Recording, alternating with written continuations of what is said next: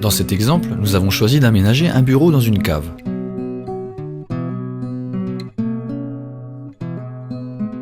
Nous avons choisi de ne pas installer de fenêtre pour concentrer nos efforts sur la pose de plaques de plâtre.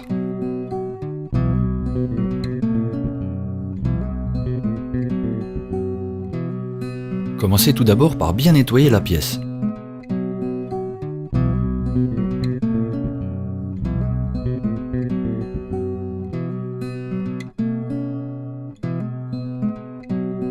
Assurez-vous qu'aucune vis ni aucun clou ne gêneront la progression de vos travaux.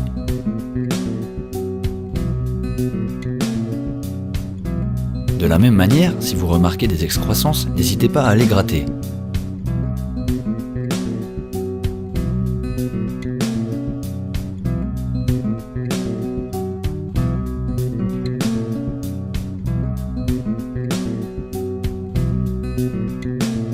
Commencez par prendre la mesure du point fort de votre pièce, c'est-à-dire là où le mur extérieur sera accolé.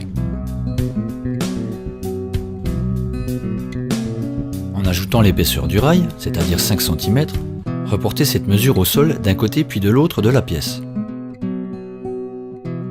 Vous aurez pris soin au préalable de définir les dimensions de votre propre pièce. À l'aide du cordeau à marquer, symbolisez cette mesure au sol.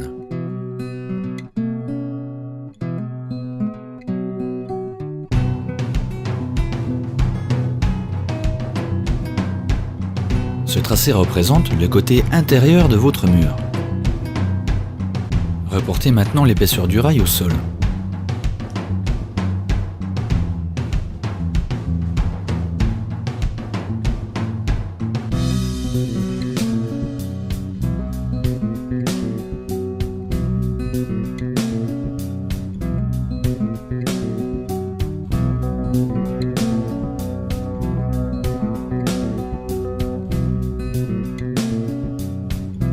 Maintenant, posez le rail à son emplacement.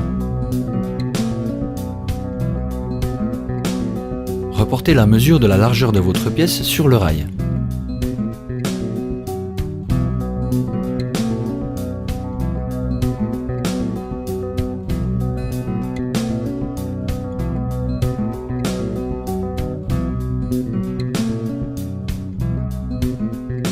Contrôlez l'éclairage de ce tracé avec le mur suivant.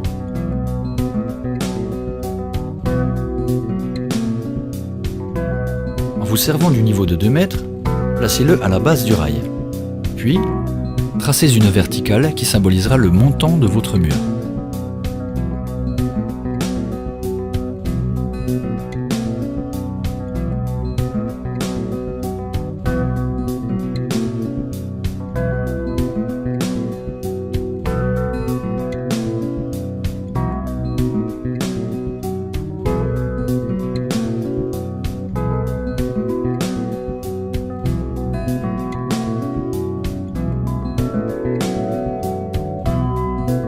Pour cette étape, assurez-vous d'avoir une paire de gants à disposition, car les rails sont coupants.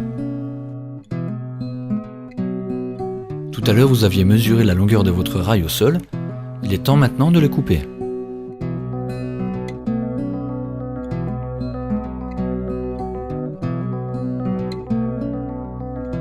Maintenant, vous avez le rail du sol au bon emplacement et à la bonne longueur.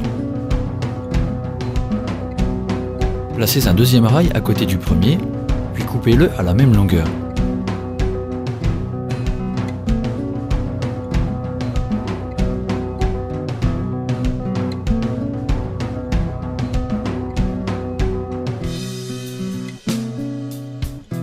Vous obtenez maintenant le rail opposé, c'est-à-dire le rail du plafond.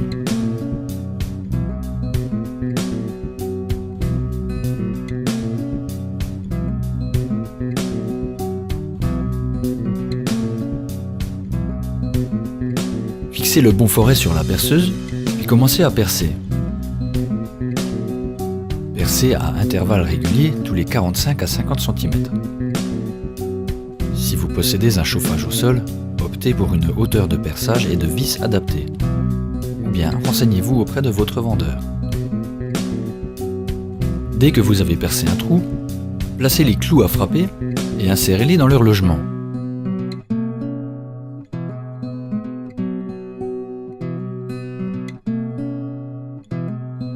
Fixez le rail aux deux extrémités.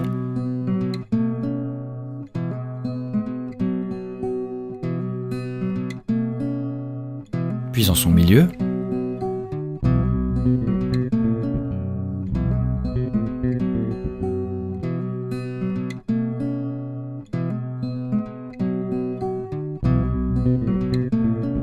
Et pour finir, de chaque côté du milieu. Le rail du sol est maintenant posé. En suivant le tracé que vous avez effectué, prenez la mesure du sol au tuyau qui traverse la pièce. Reportez cette mesure et coupez le rail.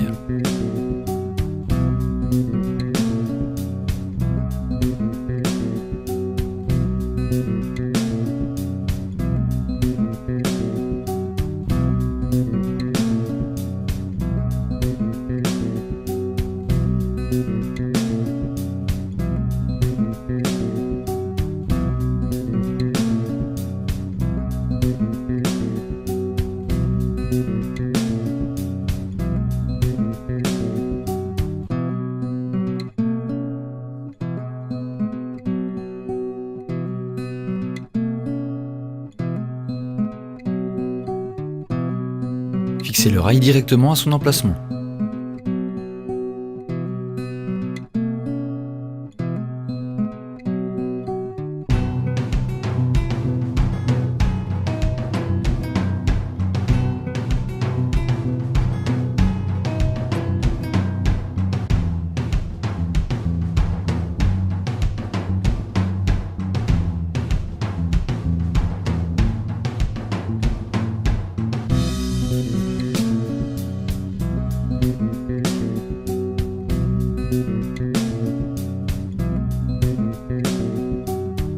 Puis faites-en de même pour le rail au-dessus du tuyau.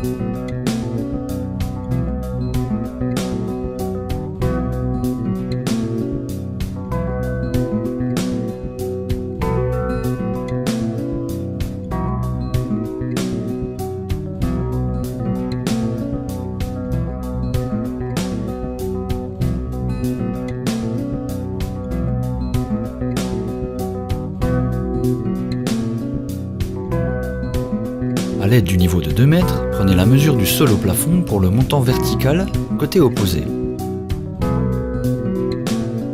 Reportez cette mesure et coupez le montant.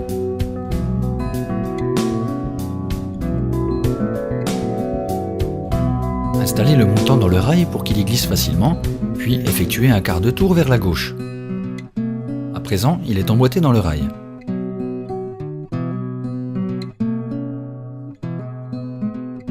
Tenez le niveau de 2 mètres parallèle au montant. Et positionnez-les de manière à ce que la bulle soit au milieu. Votre montant est d'aplomb, vous pouvez maintenant marquer son emplacement. En fixant ce montant qui pour l'instant est dans le vide, prenez garde à le positionner suivant la même mesure que le rail et le montant.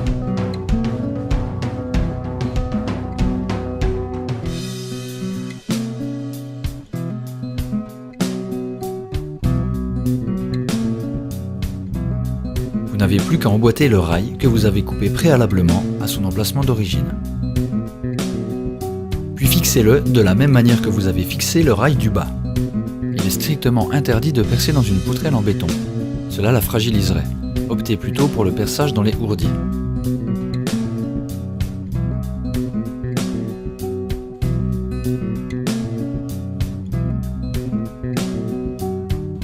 Sertissez le montant à sa base sur le côté intérieur.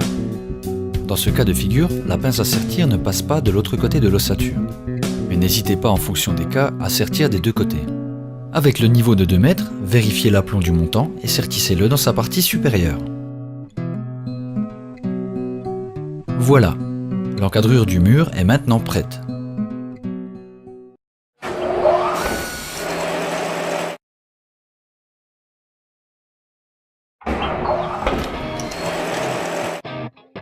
Une plaque de plâtre mesure 1,20 m.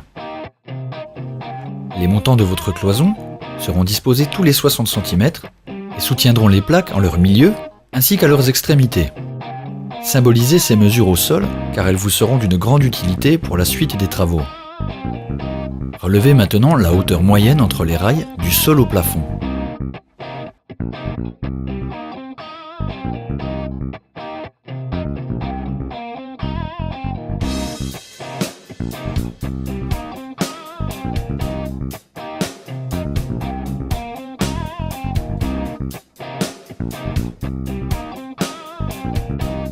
Coupez un montant suivant cette longueur.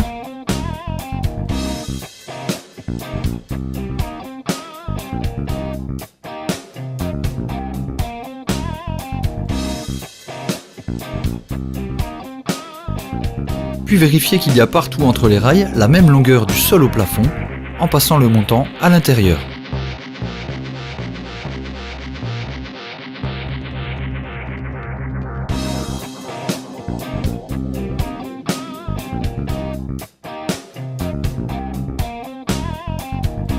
Vous pouvez à présent reporter cette longueur sur tous les montants nécessaires à votre construction.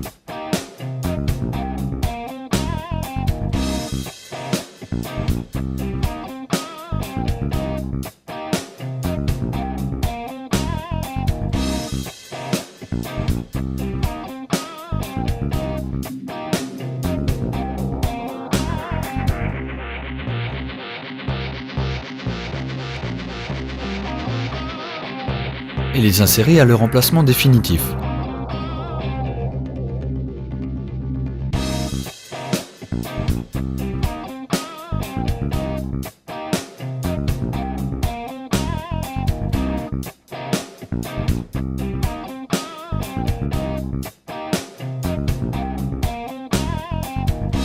Pour ce cas de figure, nous allons fabriquer un caisson qui nous permettra d'accéder plus tard au compteur d'eau. C'est pour cela que les 3e et 4e montants en partant de la droite sont un peu moins espacés que les autres. Sertissez le bas de tous les rails sur le côté intérieur du mur à venir.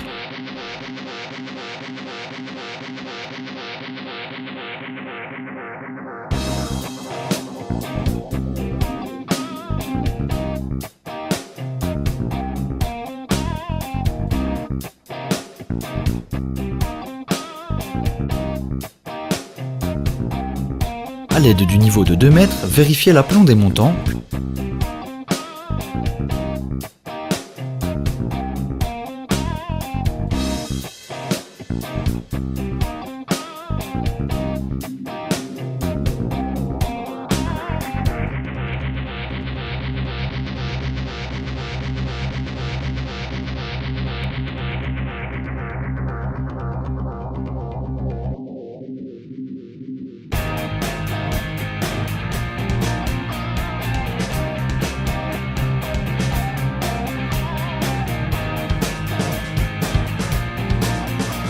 Sertissez-les sur leur partie supérieure.